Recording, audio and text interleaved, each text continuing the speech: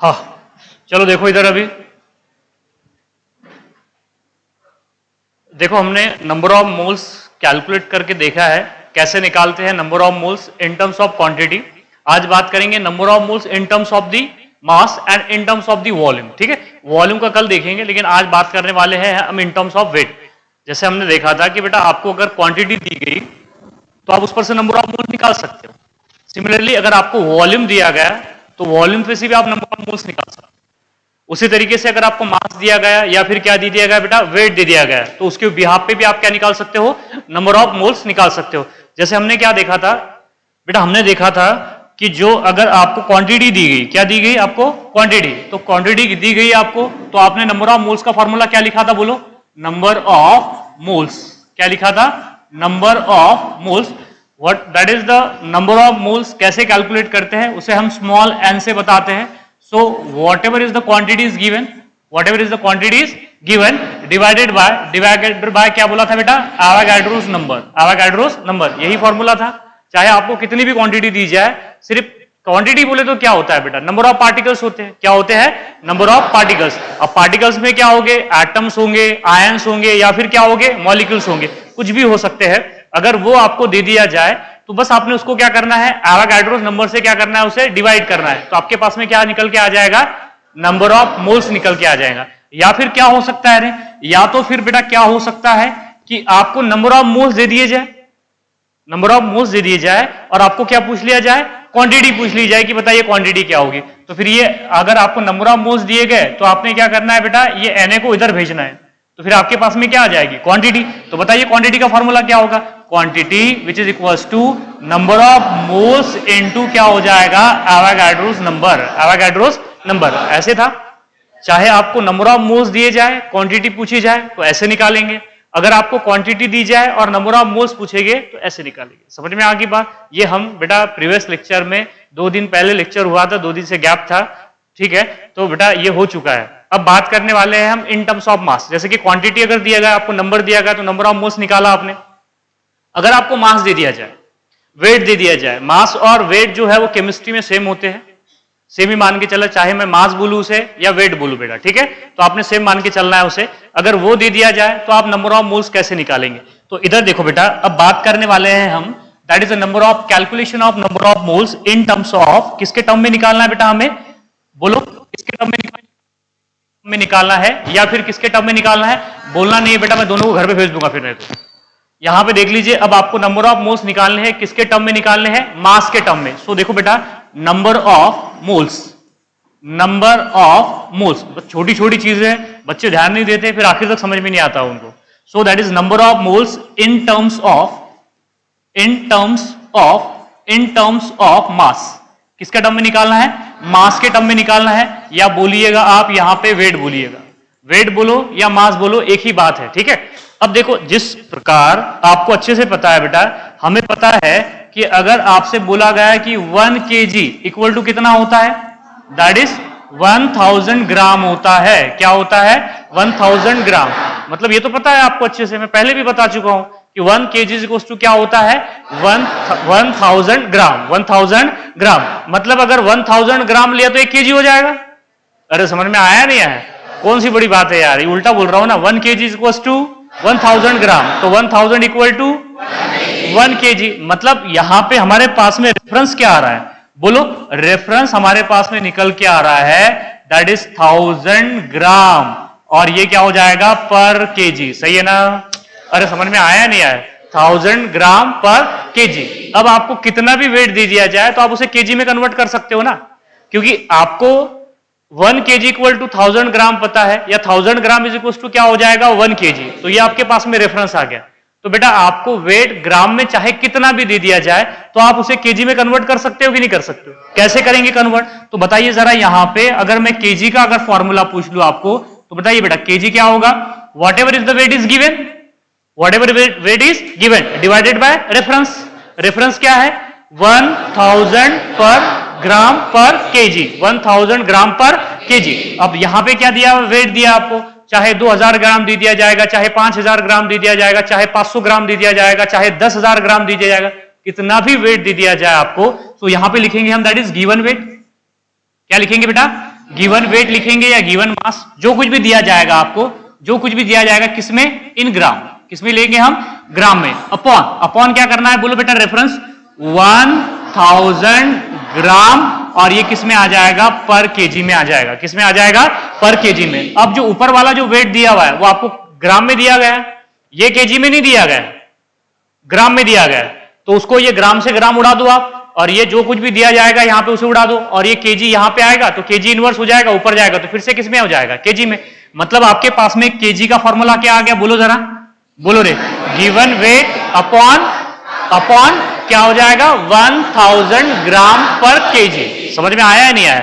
जैसे कि for example इधर देखो बेटा, इसी फॉर्मूले में आपको लिख के बताता हूं, इधर देखो आपके पास में गिवन वेट देखो कितना है, इधर देखो बेटा एक क्वेश्चन बना लेते, चलिए सिंपल सा क्वेश्चन से, आपको दिया गया है गिवन वेट दिया गया है 5000 ग्राम, कितना दिया गया है, 5000 ग्राम। अब आपको वही केजी में पूछ लिया गया, तो कितना केजी हो जाएगा, 5 केजी, ठीक है, ये तो पता है आपको, लेकिन हमने किया कैसे। सो हमारे पास में केजी का जो फॉर्मूला है, whatever is the weight is given, that is, बोलो 5000, कितना है बेटा, 5000, और ये क्या है, ग्राम में है बेटा, इधर देखो आप, दैट इज क्या है, ग्राम में है, और आपके पास में रेफरेंस क्या है, 1000 ग्राम पर केजी।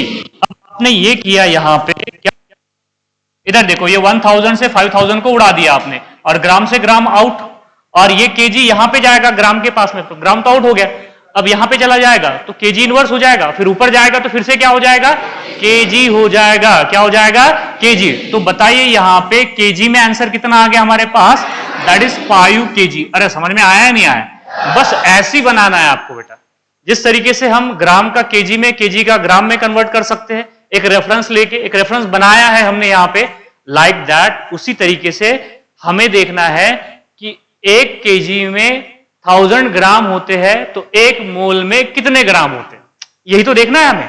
जब हमें यह पता चल जाएगा, जिस तरीके से हमें यह पता है कि 1 केजी में 1000 ग्राम है, 1 मोल में कितने ग्राम होंगे, जब ये पता चल जाएगा तो आप नंबर ऑफ मोल्स निकाल सकते हो। जैसे आपको पता चलने के बाद 1 केजी में 1000 ग्राम होते हैं, तो आपको कितना भी वेट अगर ग्राम में दे दिया जाए तो आप उसे केजी में कन्वर्ट कर सकते हैं ना।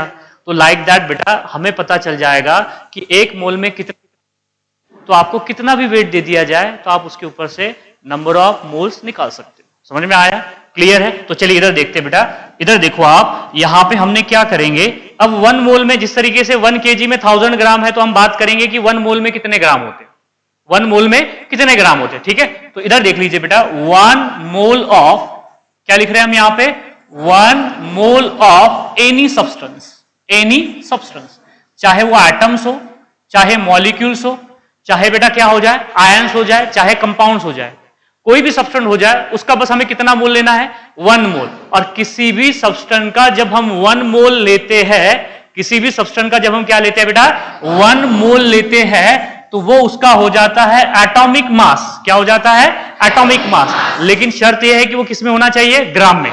किसमें होना चाहिए, ग्राम में। यह भी बता चुका हूं मैं आपको कि अगर किसी एटम का एटॉमिक मास अगर आप ग्राम में लेते हो तो वो हो जाता है 1 mole of that atom. Similarly हमने बोला था किसी भी मॉलिक्यूल का आप मॉलिक्यूलर मास लेते हो, लेकिन किसमें लेना है, ग्राम में, तो वो क्या हो जाएगा बेटा, 1 मोल ऑफ मॉलिक्यूल। अगर किसी आयन का आप क्या लेते हो बेटा, क्या लेते हो, 1 ग्राम आयंस लेते हो, तो वो क्या हो जाएगा, 1 मोल ऑफ दैट आयंस। बोला था कि नहीं बोला था, मैंने बोला था ना। तो सुनिएगा आप, यहां पे बेटा किसी भी 1 मोल ऑफ सब्सटेंस में या तो उसका क्या हो सकता है, बोलो, ग्राम एटॉमिक मास ऑफ एलिमेंट, सही है ना, अरे ग्राम एटॉमिक मास ऑफ एलिमेंट, या फिर क्या हो जाएगा, बोलो रे, ग्राम मॉलिक्यूलर मास ऑफ कंपाउंड। क्या हो जाएगा, ग्राम मॉलिक्यूलर मास ऑफ कंपाउंड। अब ये कंपाउंड में मॉलिक्यूल हो सकते हैं, मॉलिक्यूल्स हो सकते हैं, ठीक है, मॉलिक्यूल्स भी हो सकते हैं, या बेटा मॉलिक्यूल के अलावा फार्मूला यूनिट भी होते हैं। मैं बताऊंगा आपको कि फार्मूला यूनिट कब बोलेंगे और मॉलिक्यूल कब बोलेंगे। जैसे कि वाटर मॉलिक्यूल है, H2O क्या है, मॉलिक्यूल है, CH4 मीथेन क्या है, मॉलिक्यूल है, H2SO4 क्या है, मॉलिक्यूल है। लेकिन आप NaCl को मॉलिक्यूल नहीं कहते, NaCl को कहते हैं फार्मूला यूनिट। क्या बोलते हैं, फार्मूला यूनिट बोलते हैं उसको। तो कब कहेंगे फार्मूला यूनिट, कब मॉलिक्यूल कहेंगे, सारी बातें हम बात करने वाले हैं। इसलिए मैंने यहां पे क्या लिखा है, कंपाउंड लिखा है। कंपाउंड का आपने क्या लेना है, बोलो, ग्राम मॉलिक्यूलर मास। अब वो फॉर्मूला यूनिट होता है ना, तो उसे ग्राम फार्मूला यूनिट कहते हैं। तो अभी मैं आपको कंफ्यूज नहीं करूंगा उसमें, सिर्फ इतना ध्यान में रख लीजिए कि आपने क्या लेना है बेटा, gram molecular mass of compound या फिर gram molecular gram atomic mass of element is equal to क्या हो जाएगा, 1 मोल ऑफ दैट सब्सटेंस, और दैट सब्सटेंस 1 मोल। जैसे कि मैंने बोला था आपको 12 ग्राम ऑफ कार्बन बोले तो 1 मोल ऑफ कार्बन, अरे सही है ना, 12 ग्राम ऑफ कार्बन बोले तो 1 मोल ऑफ कार्बन। मैंने बोला था 44 ग्राम ऑफ CO2 बोले तो 1 मोल ऑफ CO2, बोला था कि नहीं बोला था? अरे 12 ग्राम कार्बन का क्या है, एटॉमिक मास है, और किसमें है, ग्राम में है, तो वो 1 मोल ऑफ कार्बन हो जाएगा ना।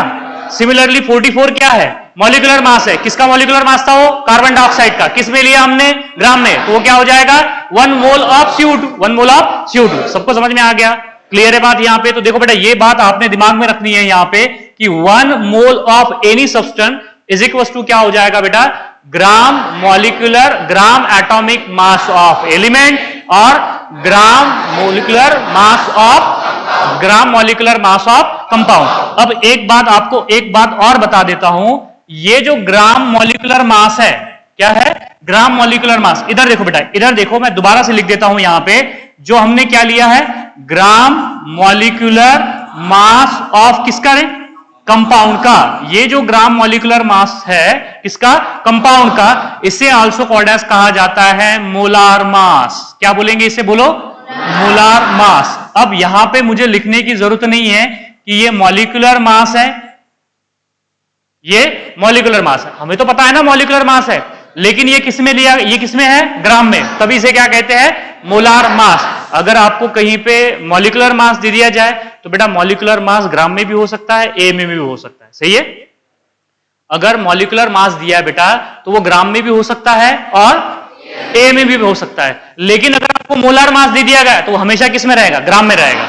समझ में आया है नहीं आया? क्योंकि ग्राम मॉलिक्यूलर मास को ही हम क्या कहते हैं बेटा, मोलार मास, बोलना पड़ेगा आपको, दैट इज कुछ मास, मोलार मास। क्लियर है बात यहाँ पे, आगे सबको समझ में? एग्जांपल, बहुत सारे एग्जांपल कराऊंगा, अभी वेट कीजिएगा, लेकिन यहां से देखो, यहां से क्या निकल के आ रहा है कि 1 mole is equal to gram atomic mass, या फिर क्या हो जाएगा बेटा, ग्राम मॉलिक्यूलर मास, या फिर क्या हो जाएगा, मोलार मास, मोलार मास। जैसा 1 kg इक्वल टू क्या हो जाता है, 1000 ग्राम, तो यहां पे क्या हो जाएगा, atomic mass of atom in gram और molecular mass of molecule in gram, in gram. समझ में आया सबको? क्लियर है बात यहाँ पे? तो बेटा यहां से जो रेफरेंस निकल के आ रहा है वो ये है, क्या हो जाएगा, बोलो बेटा। अगर आपको यहां पे देखो, आपने किसी भी एटम का एटॉमिक मास लिया, लेकिन किस में लिया, बोलो, ग्राम में लिया, या फिर क्या लिया आपने, बोलो रे, या फिर लिया आपने ग्राम मॉलिक्यूलर मास, ग्राम मॉलिक्यूलर मास, तो ये क्या हो जाएगा, पर मोल। क्या हो जाएगा, पर मोल। यहां पे देखो, यहां पे आपकी टेंशन नहीं बढ़ानी है मुझको, यहां पे देखिए बेटा, इधर देखिए आप, हमने क्या किया, इसे दोबारा से लिखता हूं, हमने क्या लिया, बोलो, ग्राम एटॉमिक मास और क्या लिया, बोलो, ग्राम मॉलिक्यूलर मास, तो ये क्या आ जाएगा, पर मोल। क्या आ जाएगा, ये पर मोल। ये आ गया आपके पास में रेफरेंस, रेफरेंस आ गया आपके पास में, क्या, कौन सा रेफरेंस आ गया, किसी भी एटम का एटॉमिक मास इन ग्राम पर मोल बोल दीजिए। अरे इसे हम ऐसे लिख सकते हैं ना बेटा, देखो इन्हें अलग अलग भी लिख सकते हैं इस रेफरेंस को, ये रेफरेंस को दोनों को एक साथ में लिखा है, इसे अलग अलग कैसे लिख सकते हैं हम, देखो अलग अलग लिख के बताता हूं बेटा। इधर देखो आप, इसे ऐसे भी लिख सकते हैं हम, अगर मैं सिर्फ ग्राम एटॉमिक मास की बात बोल रहा हूं तो कैसे होगा, बोलो, रेफरेंस क्या हो जाएगा, बोलो, ग्राम एटॉमिक मास पर मोल, ये हो गया एक, अरे सही है ना, ग्राम एटॉमिक मास पर मोल। या फिर दूसरा क्या बोलेंगे, बोलो, बोलो ना, ग्राम मॉलिक्यूलर मास पर मोल, ग्राम मॉलिक्यूलर मास पर मोल। और बताइए मुझे, ग्राम मॉलिक्यूलर मास को आल्सो कॉल्ड एज क्या बोला, मोलार मास, बोलना पड़ेगा रे, क्या बोलेंगे, मोलार मास। तो बोलो इसकी जगह पे और क्या लिख सकते हैं, और बोलो ना यार, कौन सा मास, मोलार मास, मोलार मास, और ये क्या हो जाएगा, पर मोल, मोलार मास पर क्या हो जाएगा बेटा, मोल हो जाएगा। अरे समझ में आ रहा है ना बेटा, मैं यहां पे आपको एक ही फॉर्मूला बार बार लिख के बता रहा हूं अलग अलग तरीके से, एक ही फॉर्मूला आपको अलग अलग तरीके से बता रहा हूं लिख के, लेकिन अगर आपने ये भी ध्यान में रख लिया तो चल जाएगा। किसी भी एटम का एटॉमिक मास लीजिए ग्राम में, या किसी भी मॉलिक्यूल का मॉलिक्यूलर मास ले लीजिए ग्राम में, और ये हो जाएगा पर मोल। क्या हो जाएगा, पर मोल। ये रेफरेंस हो गया हमारे पास में, क्लियर है। तो अब अगर आपको किसी भी, अब ये ग्राम में ही है ना, ये किसमें है, ग्राम में ही है। अब किसी भी एटम का आपको वेट दे दिया जाए, गिवन वेट, और किसी भी मॉलिक्यूल का मॉलिक्यूलर मास दे दिया जाए आपको, किसमें, ग्राम में। किसी भी मॉलिक्यूल का गिवन मास दे दिया जाए या किसी भी एटम का एटॉमिक मास, सॉरी, किसी भी एटम का गिवन वेट दे दिया जाए या किसी भी मॉलिक्यूल का गिवन मास दे दिया जाए, तो अगर आपने उसको इससे डिवाइड कर दिया तो वो आपके पास में क्या आ जाएंगे, नंबर ऑफ मोल्स। अरे समझ में आया नहीं आया? अरे आपको जैसा बेटा मैंने क्या बोला था कि अगर आपको कोई भी वेट दे दिया गया, आपने उसे रेफरेंस से डिवाइड कर दिया तो वो वेट केजी में आ जाएगा ना, लाइक दैट। उसी प्रकार मैंने बोला है कि 1 mole of any substance is equal to gram atomic mass of element. तो अगर मैं पूछूंगा आपको कि अगर यहां पर हमारे पास में रेफरेंस क्या निकल के आया, ग्राम molecular, gram atomic mass of element पर मोल आ गया। तो अगर किसी भी एलिमेंट का अगर आपको गिवन वेट दे दिया जाए, जैसे कि फॉर एग्जांपल आपको दे दिया गया, आपको एक बात पता है ना, 12 ग्राम ऑफ कार्बन बोले तो 1 मोल ऑफ कार्बन। अब मैं बोल दूंगा आपको 24 ग्राम ऑफ कार्बन बोले तो कितने mole of carbon, 2 mole of. कैसे निकाला आपने? आपने 24 को 12 ग्राम पर मोल से डिवाइड किया ना, अरे तभी तो निकल के आया। क्लियर है बात? यहां पे सबको समझ में आ रही है ना बेटा? मैंने बोला आपको that is 32 gram of sulphur, 32 gram of sulphur दिया गया है, तो बताइए नंबर ऑफ मोल्स कितने होंगे उसके, 1 मोल हो गए। कैसे किया आपने? क्योंकि आपको पता है बेटा कि सल्फर का जो ग्राम एटॉमिक मास है वो कितना है, 32 है, यही तो बता रहा हूं आपको। तो फिर आपके पास में जो रेफरेंस निकल के आ रहा है बेटा, किसका रेफरेंस बोलो, यहां पे नंबर ऑफ मोल्स का। नंबर ऑफ मोल्स कैसे निकालेंगे फिर बोलो जरा आप, यहां पे बोलो रे, that is number of moles. क्या हो जाएगा बेटा, number of moles, which is equal to क्या हो जाएगा, whatever is the weight is given. और वेट किस में दिया जाना चाहिए, ग्राम में। केजी में दिया है तो ग्राम में पहले कन्वर्ट करो उसे। समझ में आया है नहीं आया?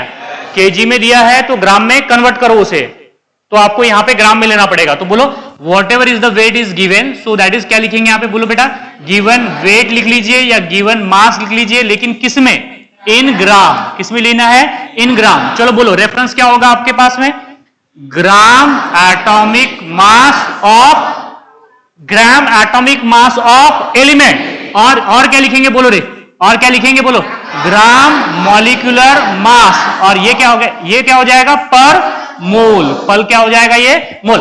अब ये एटॉमिक मुझे लिखने की जरूरत है क्या, ये कि एटॉमिक मास ग्राम में करके, ये मॉलिक्यूलर मास ग्राम में करके, नहीं ना बेटा, पहले तो लिखा है, क्या लिखा है, ग्राम एटॉमिक मास ऑफ एलिमेंट। और क्या लिखेंगे, ग्राम मॉलिक्यूलर मास ऑफ मॉलिक्यूल। और ये क्या हो जाएगा, पर मोल। क्या हो जाएगा, पर मोल। सबको समझ में आ रहा है? अरे एक नहीं बेटा, 5-6 एग्जांपल लिख के बताऊंगा आपको कि कैसे निकाल रहे हैं हम। समझ में आया? क्लियर है? अब देखो, जैसे कि फॉर एग्जांपल देखो, सिंपल से स्टार्ट करते हैं। तो ये आपके पास में फॉर्मूला आ गया, सबको समझ में आया? बेटा आपको कितना भी वेट दे दिया जाए, अगर कोई एटम है और उस एटम का एटॉमिक आपको गिवन वेट दे दिया जाए, बस उसके एटॉमिक वेट से उसे डिवाइड कर दो, निकल के आगे नंबर ऑफ मोल्स। ठीक है? या अगर कोई मॉलिक्यूल दे दिया जाए, कोई मॉलिक्यूल दे दिया जाए, उसका आपको क्या दे दिया जाए, x ग्राम वेट दे दिया जाए, तो उसके मॉलिक्यूलर वेट से उसे डिवाइड कर दो, मोलार मास से उसे डिवाइड कर दो, तो आपके पास में क्या आ जाएगा, क्या आ जाएगा, उसके नंबर ऑफ मोल्स आ जाएंगे। क्या आ जाएंगे, नंबर ऑफ मोल्स। ओए इधर देख बेटा, तो बाहर रखल दूंगा अभी। ठीक है? चलो इधर देखो, अभी नेक्स्ट में बात करते हैं बेटा कि हम नंबर ऑफ मोल्स कैसे निकालते हैं अगर आपको गिवन वेट दे दिया गया, चाहे मॉलिक्यूल का हो या चाहे बेटा किसका हो, एटम का हो। चलिए इधर देखिए आप, इधर देखो बेटा, अब बात करते हैं जैसे कि फॉर एग्जांपल इधर देखो आप, इधर देखो आप, एक सिंपल लेके चलेंगे आप। अगर मान लीजिए आपको दिया गया है बेटा that is 20 gram of NaOH। क्या दिया गया बोलो, 20 gram of NaOH is given. आपको क्या दिया गया है, 20 gram of NaOH is given. इसके क्या करना है आपको, कैलकुलेट्स इट्स मोल्स। क्या करने हैं, calculate its number of moles, calculate its number of moles. अब मुझे एक बात बताइए, आपको यहां पे गिवन वेट दिया गया है, किसका दिया गिवन वेट, NaOH का। NaOH एटम है कि मॉलिक्यूल है, मॉलिक्यूल है। समझ में आया? अभी तो मॉलिक्यूल ही बोलना है आपने, एक्चुअली वो फार्मूला यूनिट होता है, तो अभी क्या बोलना है आपने, मॉलिक्यूल। तो अब मुझे एक बात बताइए, आपके पास में अब डिवाइड जो रहेगा वो मॉलिक्यूलर मास रहेगा या एटॉमिक मास रहेगा, मॉलिक्यूलर मास। मॉलिक्यूल का क्या लेना है, मॉलिक्यूलर मास। एटम का क्या लेना है, एटॉमिक मास। तो बोलो नंबर ऑफ मोल का फॉर्मूला क्या है, whatever is the weight is given divided by, बोलो क्या हो जाएगा, ग्राम मॉलिक्यूलर मास। क्या हो जाएगा बेटा, ग्राम मॉलिक्यूलर मास। क्लियर है यहां पे, ग्राम मॉलिक्यूलर मास। चलिए बताइए गिवन वेट कितना है आपके पास में, 20। बताइए इसका ग्राम मॉलिक्यूलर मास कितना है NaOH का, कैलकुलेट करो। कितना हो रहा है? 40 हो रहा है। कितना हो रहा है? 40। 48 नहीं हो रहा है बेटा। ये देख, ये Na कितना है? 23। अरे एक सोडियम का कितना है? 23। एक हाइड्रोजन का कितना है? 1। 23 प्लस 1 कितना हो गया? 24। एक ऑक्सीजन का कितना है? 16। और जोड़ देंगे दोनों को तो कितना हो जाएगा? 40 हो जाएगा। कितना हो जाएगा? 40। तो देखो आपको NaOH का जो मास दिया हुआ है बेटा, NaOH का गिवन मास दिया गया आपको 20 ग्राम, और उसका मोलार मास कितना है? बोलो बोलो रे, 40 ग्राम पर मोल। अरे NaOH का जो मोलार मास है बेटा वो कितना है? 40 ग्राम पर मोल। यहां से ये 20 और ये 40, तो 1/2 हो गया। ये ग्राम से ग्राम खल्लास, समझ में आया? मोल यहां पे जाएगा तो मोल इनवर्स हो जाएगा, ऊपर जाएगा तो क्या हो जाएगा? मोल हो जाएगा। तो लो बोलो कितना हो जाएगा फिर? 0.5 मोल। क्या हो जाएगा बेटा? 0.5 मोल। ये मोल्स NaOH के कितने ग्राम में? 20 ग्राम में। 20 ग्राम में। समझ में आ गया ना? अरे अगर 40 ग्राम लेता तो NaOH कितने मोल आते रे? 1। समझ में आया? अरे 40 ग्राम लेते अपन तो NaOH के मोल कितने आते? क्योंकि 40 डिवाइड बाय 40 हो जाता फिर वो, तो 40 के हो जाते 1 मोल, तो 20 के कितने हो गए? 8। समझ में आ रहा है ना? और अगर हमने क्या किया? 80 ग्राम ले लिया NaOH, तो कितने मोल हो जाएंगे? 2 मोल। 120 ग्राम लिया तो 3 मोल। 160 ग्राम लिया तो 4 मोल। आ रहा है सबको समझ में? इसलिए बेटा आपको मैंने मॉलिक्यूलर मास निकाल के बताया था, और आपको कैसे निकालना है ये भी बता चुका हूं। समझ में आ रहा है ना क्यों जरूरी है करके? केमिस्ट्री में रेगुलर रहना क्यों जरूरी है, अब समझ में आ रहा है? क्योंकि मॉलिक्यूलर मास में पहले ही निकालना बता चुका हूं आपको, कैसे निकालते हैं मॉलिक्यूलर मास। जो नए बच्चे हैं थोड़ा सा वक्त लगेगा बेटा, 2-4 दिन, 4-5 दिन, 8 दिन भी लग सकते हैं, लेकिन समझ में आएगा। थोड़ा ध्यान ज्यादा देना पड़ेगा, मेहनत ज्यादा करनी पड़ेगी, तो बिल्कुल डेफिनेटली समझ में आ जाएगा। ठीक है? तो नहीं समझ में आता है तो मुझे क्लास होने के बाद भी आप मुझसे पूछ सकते हो कि सर ये समझ में नहीं आया, बता दो करके, तो बिल्कुल डेफिनेटली आपको बताया जाएगा। क्लियर है अभी सबको? आ रहा है सबको समझ में? चलिए इधर देखिए, आप इधर देखो बेटा, एक और दे लेते हैं। इधर देखो, अब ऐसा थोड़ी ना है कि आपको नंबर ऑफ मोल्स ही दे देंगे, आपको नंबर ऑफ मोल्स ही निकालने के लिए बोलेंगे। आपको कई बार गिवन वेट भी पूछा जाता है, जैसे कि फॉर एग्जांपल इधर देखो बेटा, इधर देखो आप, मान लीजिए क्वेश्चन नंबर 2 में, इधर देखो बेटा, calculate the weight dissolve of urea, या तो ऐसे लिखिए 0.5 moles of urea, 0.5 moles of urea dissolve in, इधर देख लीजिए आप, dissolve in 100 ml of water, 100 ml of water, 100 ml of water, 100 ml of water. Calculate the weight of urea dissolve in water. क्या बोला है आपको यहां पे? That is calculate the weight of urea dissolve, weight of urea dissolve. आपको बात समझ में आ रही है क्या? अरे समझ में आ रहा है या नहीं आ रहा है? बताइए नंबर ऑफ मोल्स का फॉर्मूला क्या है? Given weight upon molecular weight, given weight upon molecular weight, या gram molecular weight, gram molecular weight. Clear है? अब आपको वेट दिया गया, ग्राम मॉलिक्यूलर वेट से डिवाइड कर दिया तो क्या आ गए? Number of moles. अब आपको नंबर ऑफ मोल्स दे दिया गया तो वेट निकाल सकते ना आप? इसको इधर भेजिए आप, अरे खींचो ना इसको पकड़ के, तो ये क्या हो जाएगा? नंबर ऑफ मोल्स को क्या हो जाएगा? मल्टीप्लाइड हो जाएगा। अब सिर्फ आपको एक बात बता देता हूं कि यूरिया का जो ग्राम मॉलिक्यूलर मास है वो है बेटा, दैट इज 60 ग्राम पर मोल। क्या है? 60 ग्राम पर मोल। बस मुझे इसका आंसर बता दीजिए आप, क्या होगा करके। देखो ट्राई करके, वैसे देखो, वैसे निकाल के देखो आप। आपको फॉर्मूला पता है ना? इधर देखो बेटा, आपको फॉर्मूला पता है कि that is number of moles which is equals to given weight upon gram molecular. आपको नंबर ऑफ मोल्स निकालने हैं, कह रहे नहीं निकालने, पहले इधर देख लो आप, आपको नंबर ऑफ मोल्स नहीं निकालने हैं। चलिए मैं बाद में लास्ट में आपको 4-5 क्वेश्चन दूंगा, बाद में देखते हैं, ठीक है? इधर देखो, आपको क्या निकालने हैं बेटा? नंबर ऑफ मोल्स निकालने हैं, कह रहे नहीं निकालने। आपको क्या निकालना है? वेट। नंबर ऑफ मोल्स तो दिए गए ना आपको, कितने मोल्स दिए गए यूरिया के? 0.5 मोल।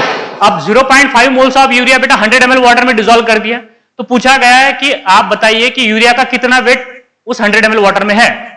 समझ में आया? तो इधर देखो बेटा, तो वेट निकालना है तो बोलो वेट क्या हो जाएगा? Weight which is equals to number of moles into gram molecular mass. बोलो नंबर ऑफ मोल्स कितने हैं? 0.5, और इसका मॉलिक्यूलर 300 हो जाएगा क्या? कि 30 हो जाएगा? 30 हो जाएगा। क्या हो जाएगा? 30। अरे 0.5 को 1/2 लिख सकते ना हम? लिख सकते कि लिख सकते? तो बोलो कितना वेट आ गया यहाँ पे? 30। और किस में आ जाएगा? ये ग्राम में आ जाएगा। तो बात समझ में आ गई आपको? बेटा ऐसा नहीं है कि आपको हर बार वेट दिया जाएगा और आपको क्या पूछा जाएगा? Number of moles. आपको नंबर ऑफ मोल्स भी दिए जाएंगे और पूछा जाएगा कि वेट कितना है बताइए, ऐसे भी पूछा जाएगा। समझ में आया या नहीं आया? क्लियर है बात को समझ में?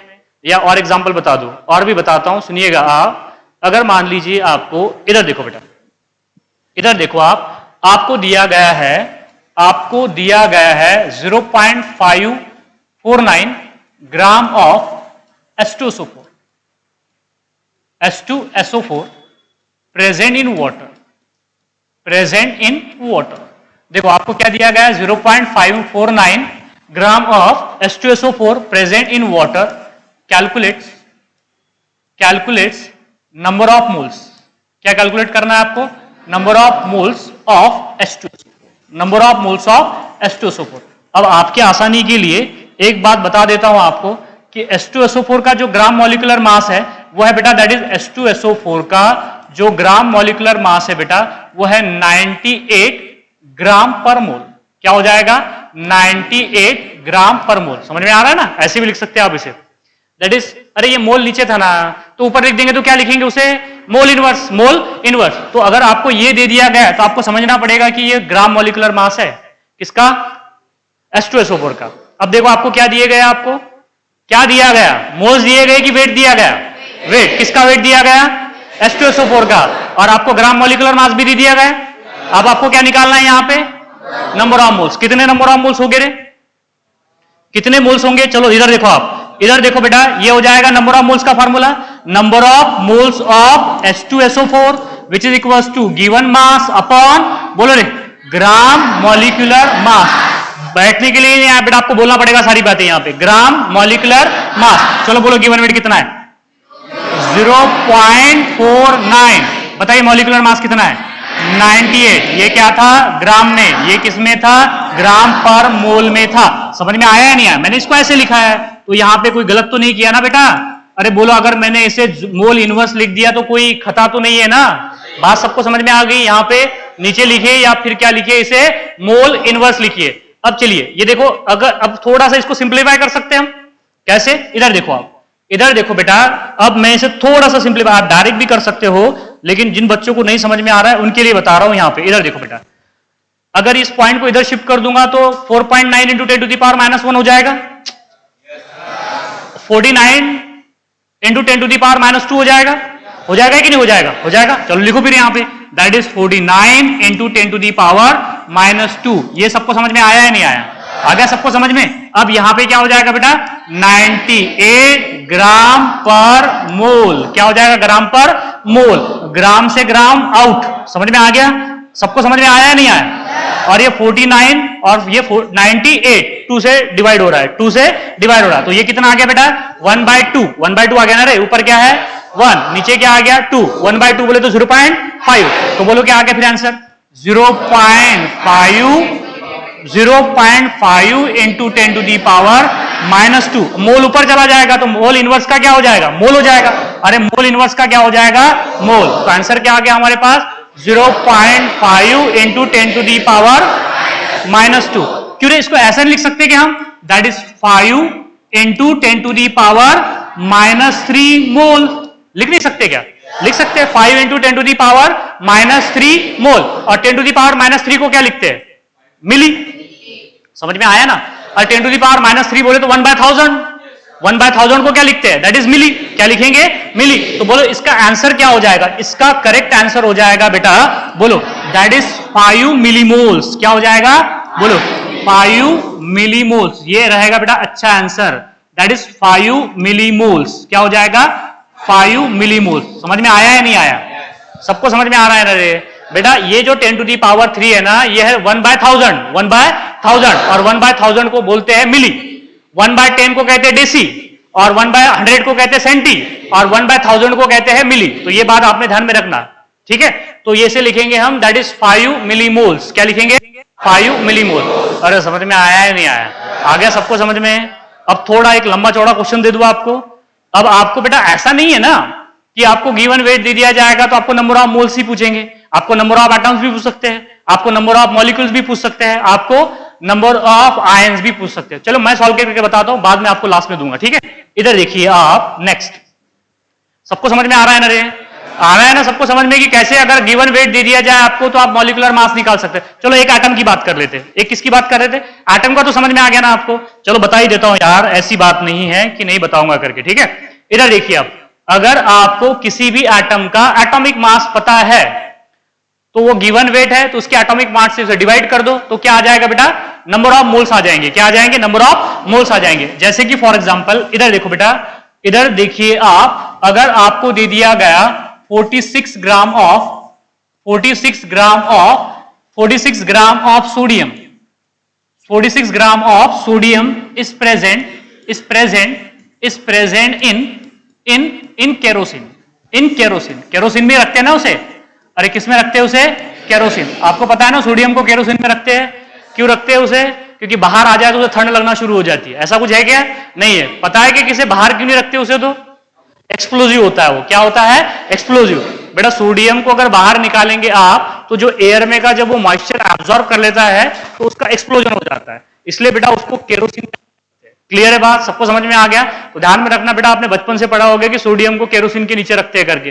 केरोसिन ऊपर, केरोसिन के नीचे हो। अरे वो ऐसे नीचे चला जाएगा, उसकी डेंसिटी ज्यादा होती है केरोसिन से, आपको पता है ना। इसलिए तो बेटा जो केरोसिन है वो किलोग्राम से नहीं बिकता, वो लीटर से बिकता है। बिकता था पहले, है ना, अब बंद हो गया। चलिए ठीक है, कोई बात नहीं, छोड़िए। आपको पता तो है ना बेटा, पता है ना केरोसिन। चलो इधर देखो आप, 46 gram of sodium present in kerosene calculates it's mole. It's मोल किसके मोल कैलकुलेट करने हैं? किसके करने हैं? केरोसिन के कि सोडियम के? सोडियम के, क्योंकि वेट किसका दिया गया है? सोडियम एटम है कि मॉलिक्यूल है? अरे यार क्या है? एटम्स है। तो एटॉमिक वेट से डिवाइड करोगे कि मॉलिक्यूलर वेट से डिवाइड करोगे?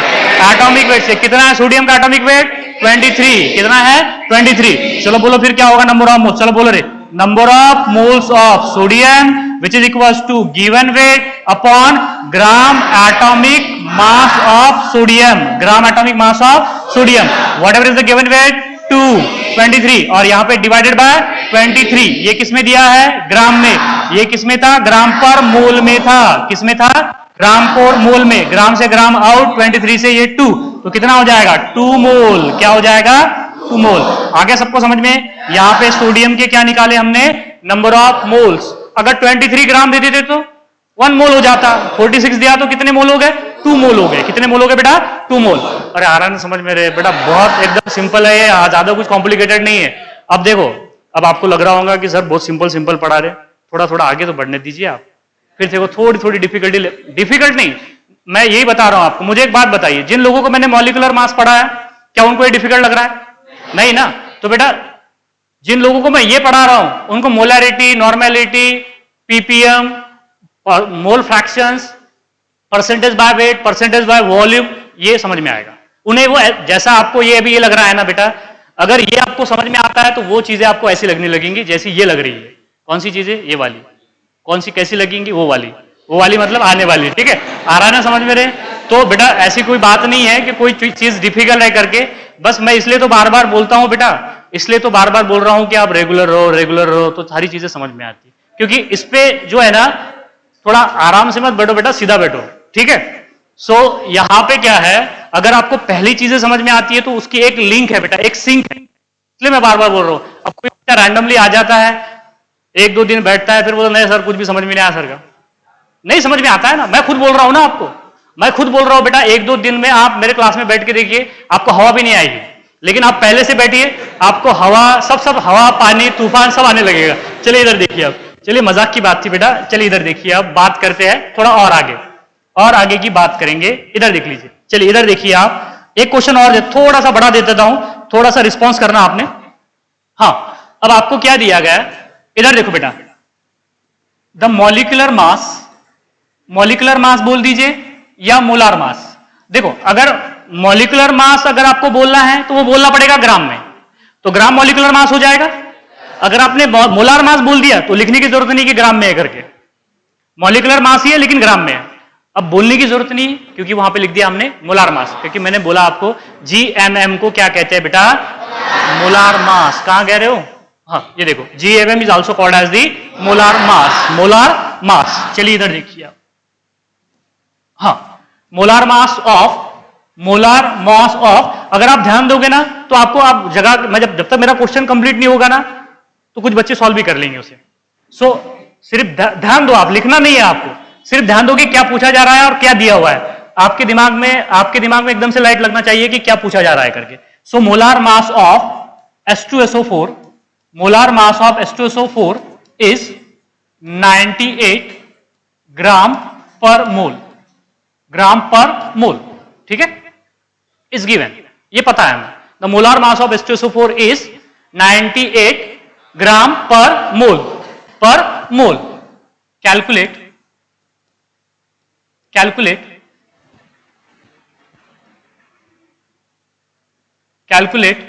सही है ना रे, गलत हो गया, हाँ थोड़ा डबल से लिख दीजिए। Calculate the number of each element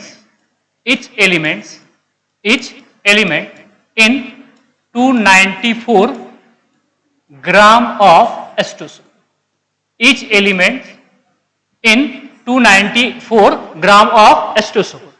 अब आपको नंबर ऑफ मोल्स नहीं पूछा, अब आपको क्या पूछा गया है कि H2SO4 में आपको बताने हैं बेटा कि हाइड्रोजन के कितने एटम्स हैं, सल्फर के कितने एटम्स हैं, ऑक्सीजन के कितने एटम्स हैं, ये निकालना है आपको। सबको समझ में आ रहा है ना? मतलब थोड़ा सा डिफिकल्टी लेवल बढ़ा दी मैंने। अब मैंने यहां पे आपको गिवन वेट दे दिया गया, दैट इज 294। ओए इधर देखो बेटा, क्या दे दिया गया आपको? गिवन वेट दे दिया गया 294। अब इस पर से आपको नंबर ऑफ मोल्स ही नहीं पूछे, आपको बेटा नंबर ऑफ एटम्स पूछ लिए गए, नंबर ऑफ मॉलिक्यूल्स पूछ लिए गए। समझ में आ रहा है ना? लेकिन नंबर ऑफ एटम्स और नंबर ऑफ मॉलिक्यूल निकालने के लिए आपको नंबर ऑफ मोल्स निकालने पड़ेंगे पहले। सबको समझ में आया है? क्योंकि हमें पता है कि गिवन वेट का नंबर ऑफ एटम से कोई नाता नहीं है, मास का क्वांटिटी से कोई नाता है क्या? नहीं है। समझ में आ रहा है या नहीं आ रहा है? मास का या वेट का बेटा क्वांटिटी से कोई लेना देना है क्या? क्या दोनों रिश्तेदार है आपस में? नहीं है। समझ में आ रहा है? डायरेक्टली रिश्तेदार नहीं है, लेकिन आपको पता है क्वांटिटी का मोल से रिश्ता है और वेट का भी मोल से रिश्ता है। मतलब क्वांटिटी और मास के बीच में कौन खड़े हैं बेटा? मोल्स खड़ा है। तो दोनों के मोल्स निकाल दीजिए, उसको दोनों से रिलेट कर दीजिए, निकल के आ जाएगा। नहीं समझ में आया ना? इधर देखो आप, हाँ इधर देखो बेटा, आपको क्या दिया गया है? मोलार मास ऑफ H2SO4 दिया गया है 98, गिवन मास भी दे दिया गया आपको। तो सबसे पहले क्या निकालेंगे आप? Number of moles. किसके नंबर ऑफ मोल्स निकालेंगे? H2SO4 के। तो बोलो क्या हो जाएगा? बोलो रे, number of moles of H2SO4 which is equal to, बोलो क्या होगा? Given weight upon gram molecular mass और दी मोलार मास। सही है ना? विच इज इक्वल टू, बोलो गिवन मास कितना है? 294। किसमें दिया गया है? ग्राम में। मोलार मास कितना है? चलो बोलो रे, 98 ग्राम पर मोल। हाँ कितना हो गया? 3 ग्राम से ग्राम खलास। तो बोलो number of moles of H2SO4 is equal to कितने मोल्स आ गए? 3 मोल। आ गया सबको समझ में? ये समझ में आया नहीं आया? अब आपको मोल्स दिए ना, क्वांटिटी पूछी गई है, आप समझ में आया ना? मैंने क्या बोला था आपको कि अगर आपको क्वांटिटी दी गई तो मोल्स निकाल सकते हैं आप। आपको क्या दिए गए? नंबर ऑफ मोल्स, तो क्या निकाल सकते हैं आप? क्वांटिटी। तो बताइए नंबर मल्टीप्लाई करना पड़ेगा एवोगाड्रोस नंबर से।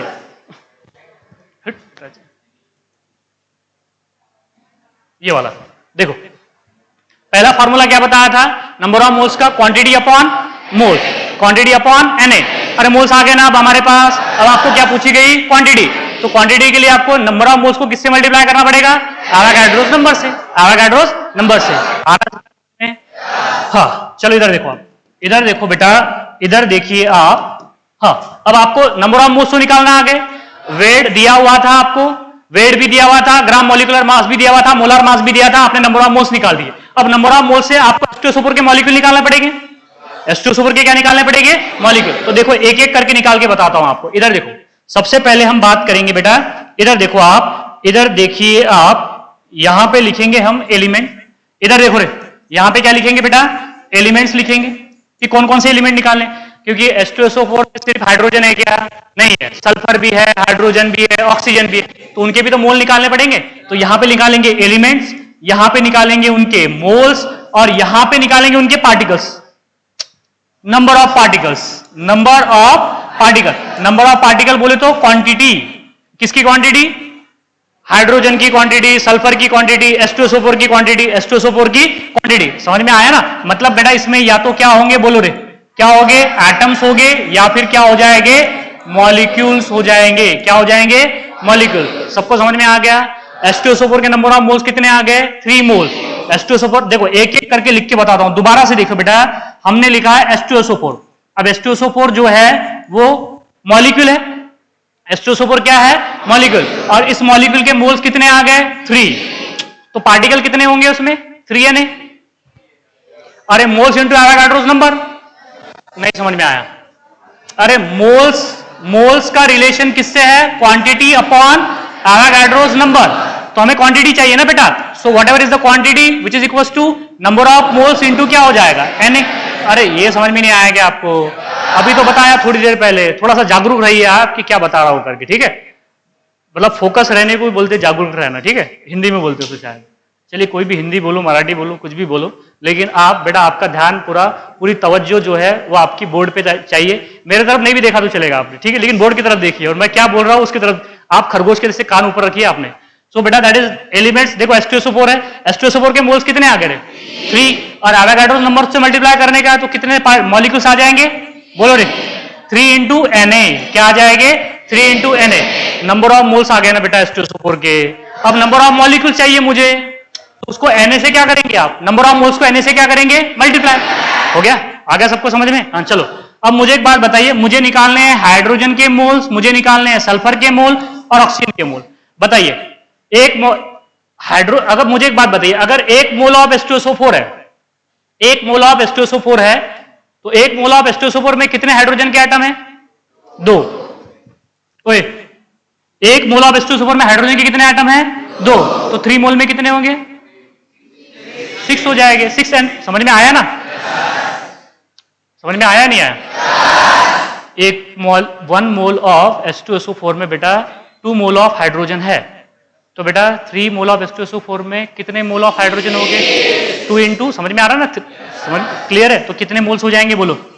6 मोल ऑफ, बोलो 6 मोल ऑफ हाइड्रोजन। अब 6 मोल ऑफ हाइड्रोजन के एटम्स कितने हो गए? बोलो कितने हो गए? 6Na। क्या हो जाएंगे? 6Na।